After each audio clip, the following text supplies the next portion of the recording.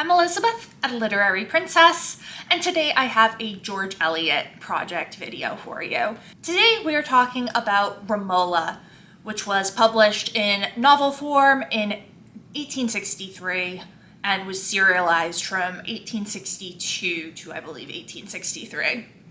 So, this is very different from the other George Eliot works we have looked at so far. Instead of taking place in the 19th century or shortly before, such as in the late 18th century, this takes place in 15th century Florence. This is a reread for me. I had actually read it before and really enjoyed it, and I loved it even more this time. So we will start with just kind of some discussions of the plot and the characters, and then the major themes and my thoughts. There will be spoilers. I will try not to give anything too major away, but I can't talk about it without spoilers. I'm sorry. Let's jump in. So Romola follows the period of time at the end of the 15th century from, I believe we start in 1492, and then the main action I think ends around 1496 or 7, and then we have an epilogue taking place in 1509. So we begin with the death of Lorenzo de' Medici. This is the fall of the Medici family in Florence and the subsequent rise of the Dominican friar Savonarola. Now, I'm probably not pronouncing anything correctly. I just want you all to know that I don't speak Italian. I'm trying, though. So this is set in the backdrop of very real historical events, and these very real historical people become characters in the book. But we are largely following two fictional characters who George Eliot is inserting into these real events. The first is, of course, our title character, Romola de' Bardi, who is the daughter of a blind scholar. She has been very educated so that she can help her father. She has been raised as secular, so she is not religious at all. And then the other character we follow is Tito Melema, who is a Greek scholar who has been shipwrecked here in Florence, and who begins rising up in the Florence political scene, and who also ends up marrying Romola. So Romola is the first of what I call the angel in the library characters that George Eliot has. So Dorothea Brooke, who we will see in a later video, also falls into this category. She's not an angel in the house, not the stereotypical angel in the house, but she more has this role in the library. Romola is helping her blind father do his scholarship. She reads, she transcribes. It's very similar to what Dorothea Brooke will later want to do for Mr. Casaubon in Middlemarch. And Tito meets them, and Romola's father sees him as like kind of a replacement for his son, Dino, who had a falling out with him because Dino became a Dominican friar. However, Tito has an adopted father. Let's see if I can pronounce this. Baldassare, who was captured and sold into slavery after the shipwreck. And he makes contact with Tito actually through Romola's brother, Dino, who's also known as Fra Luca. And he's like, come get me. You have gems that I gave you that you can sell to ransom me. But at this point, Tito is falling in love with Romola. He's getting very established in Florence politics, and he doesn't want to uproot himself. So he just ignores that and leaves his adopted father, who of course comes back eventually to Florence and wants revenge because this kid that he raised just left him in slavery. Like, wow, you suck. Tito is horrible. If you want to hear more about how awful Tito is, I talk about him extensively in my 10 most hated Victorian characters video. Honestly though, Tito is like a crowning jewel of George Eliot characters, okay? Because he starts off so likable. He is so charismatic, he's smart, he's so patient with Romola's father. Like, you really want to like him, and everyone in the book does like him. But he just slowly becomes worse and worse as the story goes on and as politics in Florence become more dire. And you realize that he will betray anyone and anything to get what he wants and to move himself up in the world. He's a despicable character, but he is so well done. As always, this largely focuses on the interiority of George Eliot's characters. However, unlike most George Eliot books, this is like paced amazingly. Like, there is always something going on. And I think that is because George Eliot is working within these real-life historical events that had quite a lot going on. Like, people having to flee, people dying, people betraying each other, getting executed. There's the plague in the middle of this whole thing. There are all these events that keep happening, that keep pushing the story forward. And it really helped with the pacing here.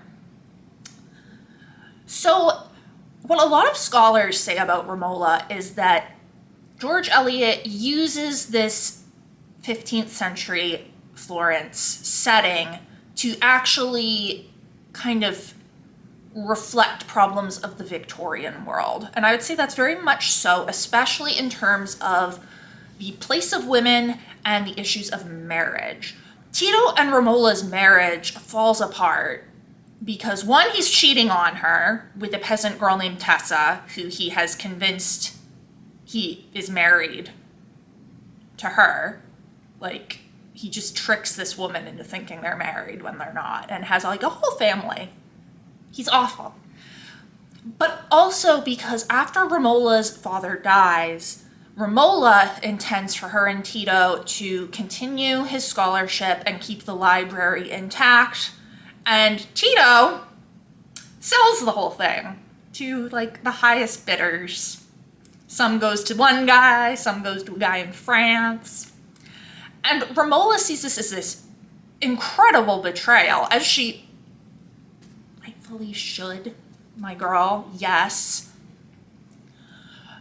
So they are at odds in their marriage. Romola attempts to leave him at one point. She is called back to her proper place by Savonarola, the preacher.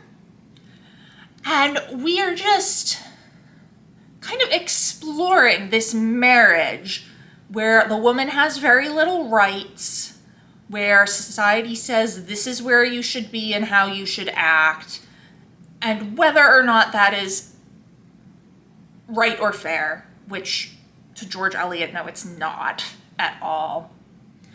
So that is very much what is going on in the Victorian era. You can draw parallels between this and the tenant of Wildfell Hall in relation to a woman attempting to leave a bad marriage.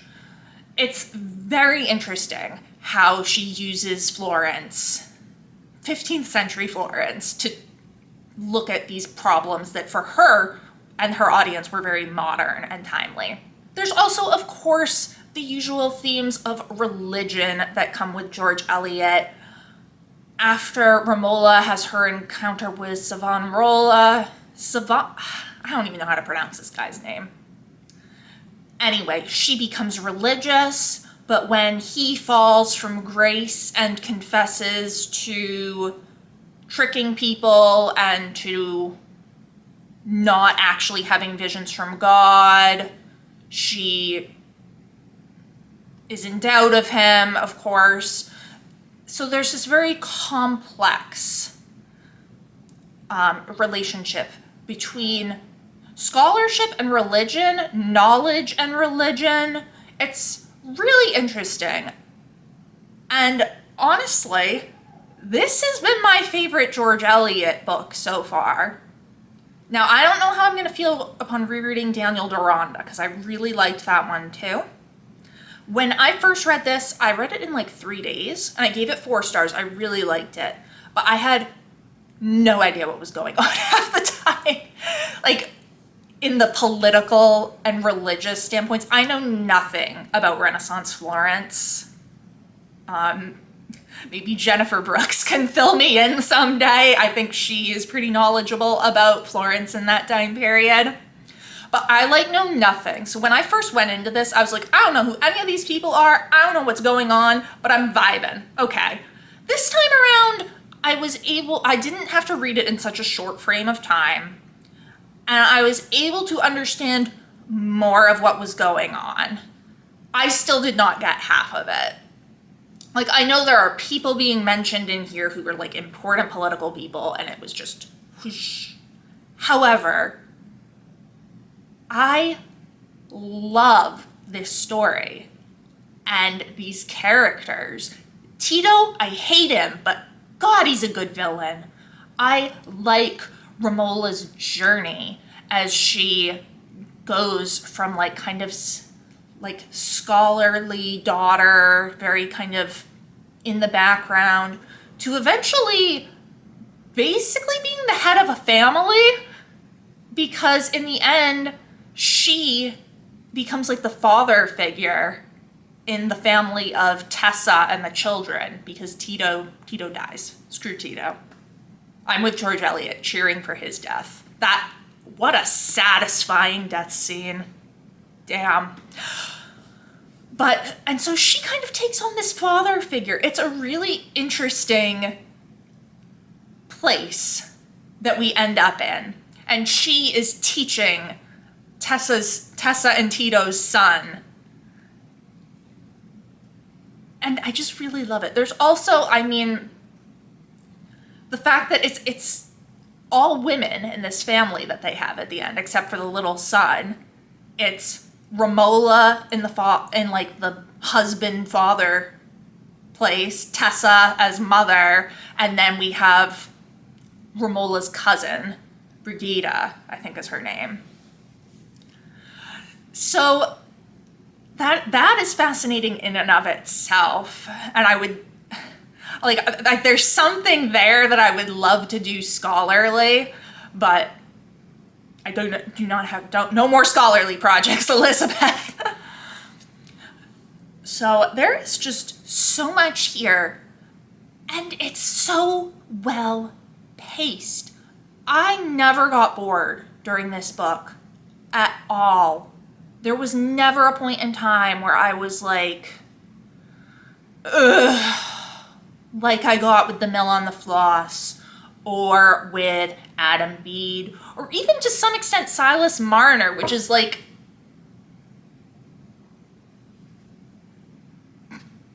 that much out of, Silas Marner is so short. This is almost 600 pages, I think, not including the notes. It's like 580 something pages.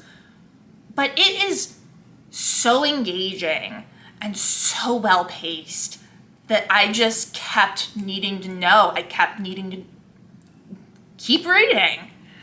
And that is not something I'm used to with George Eliot at all. Every other video has been me being like, God, she has pacing problems. She did not have pacing problems here. And I think this is because instead of just being in that rural and domestic setting, she is in this historical, political setting.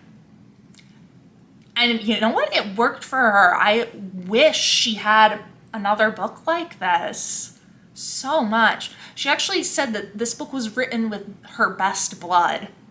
Like, she considered this the best of her works. And as of right now, I agree. And I think it's such a shame that it's really one of her underrated works. I actually talked about this in one of my underrated Victorian recommendations video toward the beginning of the series. But like, more people should be reading this. Please, it is so good. And if anything, just read it so you can hate on Tito. I mean, that man. That man. So I gave this 4.5 stars. I feel like if I understood more about the time period and what was going on politically and in the church, this would probably be a 5-star. But because I'm like, still like, I have no idea, like, I'm like, I don't know. I don't know what's really quite happened.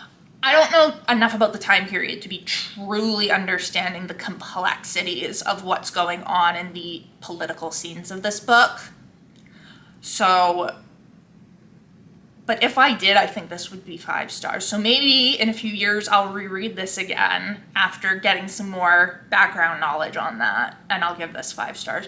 But as of right now, this is my favorite George Eliot book. It has surpassed Mill on the Floss by like, which I used to be like, I adore the Mill on the Floss, but now I'm like, the Mill on the Floss just keeps getting lower for me. I think the only one that can give this a run for its money is Daniel Deronda, unless I have a serious change of heart about Middlemarch, which could happen. I won't say it can't happen. It very well could happen. I mean, I also still have Felix Holt the Radical, but I don't foresee that beating this at all. Given I've never read Felix Holt the Radical, and you know what? That's another of her underrated ones. Maybe I'll love it. But right now, this is my favorite George Eliot book. Highly recommend you give it a try. I know it can seem kind of intimidating because of the historical setting, but honestly, it is way less intimidating than some of her others. So, those are my thoughts on Romola.